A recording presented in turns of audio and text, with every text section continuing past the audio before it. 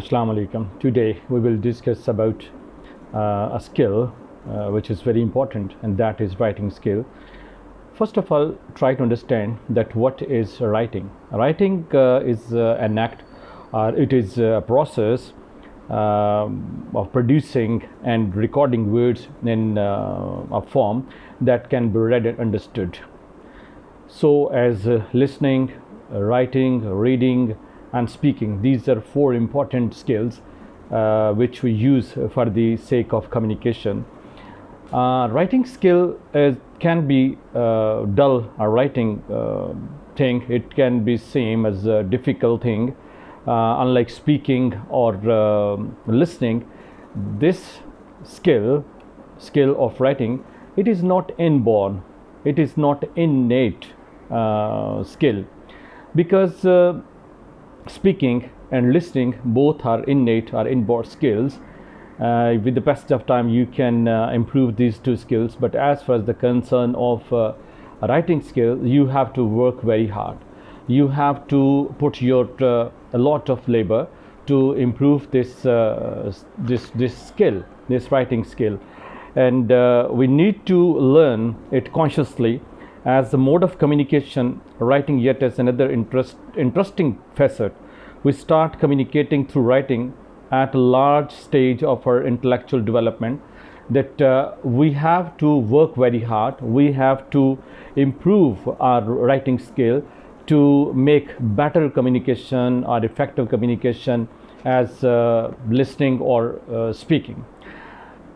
Writing skill is very complex mode of communication or tool of communication, because in this skill your mind and your body both are involved, and you have to work very hard as compared to listening or speaking skills, because it is very important tool of communication. And the written mode of communication, on the contrary, it is everlasting, it is eternal. But speaking and listening, these two tools, are these two aspects of communication, are these two tools of communication, they are not everlasting. So as far as the concern of the importance or advantages of writing, first of all, writing can be used as a tool of information. If we want to get information, or if we want to exchange or give information, then on the base of facts and figures we can use this writing skill. The object or the goal of the writer is to supply information about any topic to the reader. He does not persuade the reader while giving information through writing. He does not use rhetoric style.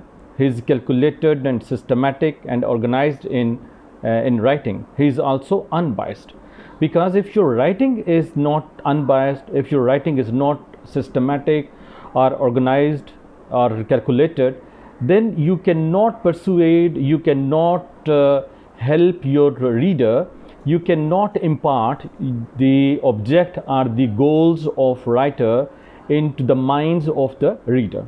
So as a tool of information, writing can be used.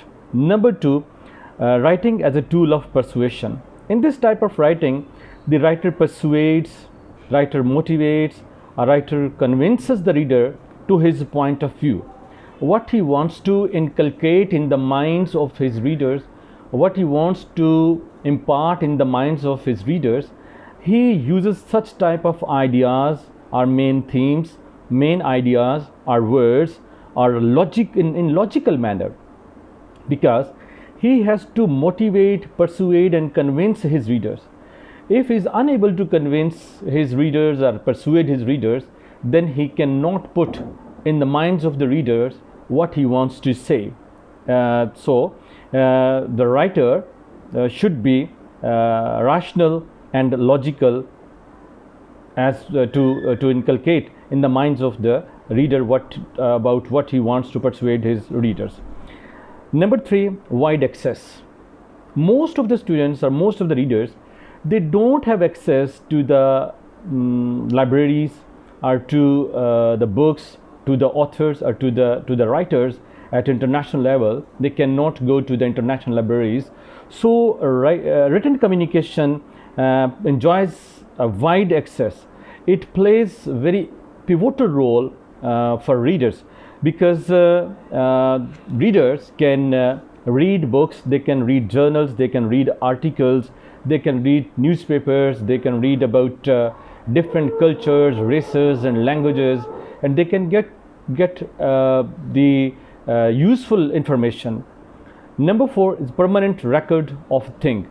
Written communication is not temporary, but it is a permanent record of a thing, fact, story or anecdote.